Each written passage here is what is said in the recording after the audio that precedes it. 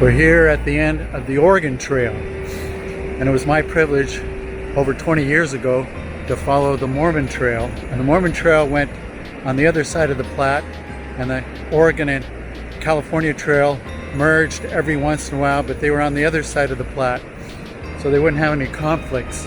We're going to start showing little vignettes that were done on the Mormon Trail by those that reenacted the trail in 1997. Now this is to show you that stories can be told, short stories, important stories can be done very simply to tell about your family heritage. And that's what we're going to show you, is how we described these stories. And after the wagon train had walked 20 miles, 15 miles, whatever miles they did that day, they would take the time in their authentic clothes to reenact these stories in their off time after they were done setting up camp and so forth. And with simple narration from journals, and that's what you can do. From journals you can tell your stories too. So this is part one of a series of stories we're doing about the wagon train and the stories they reenact about the Mormon pioneers. I was going through the graveyard today, walking with my daughter, and reading the gravestones from these children who were the exact same ages as my children. 4 years old, 11 days. 5 years old, 19 days, something like that. I would look at a gravestone and my daughter would say, "Read this one, does this have my name on it?"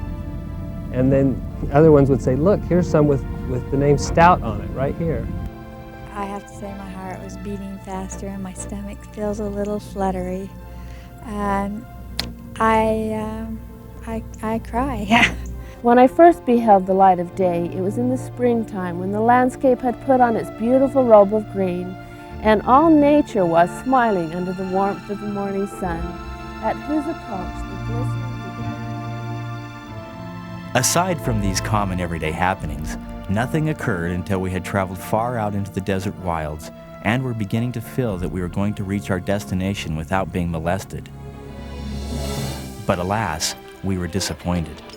For one evening, after we had drawn our wagons into a circle preparatory for camping for the night, a large band of Indians with a few squaws rode in and halted within a short distance of the camp.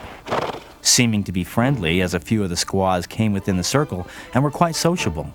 One of them came up to my mother, who was holding me in her lap, and began to fondle me, patting me on the cheek, making considerable ado over me. Finally, she asked the privilege of taking me, and Mother, thinking her to be friendly, permitted her to do so. No sooner had she gotten me in her arms than she started to run to where the Indians were, with Mother in hot pursuit. But before she could catch her, the Indians surrounded the squaw and started off. The captain, seeing the situation, instantly called the men to arms and told them they would fight for the baby. At this warning, the Indians halted and held a short council, and then returned me to my mother, none the worse for the experience. After this event, we were left to pursue our journey in peace and joy.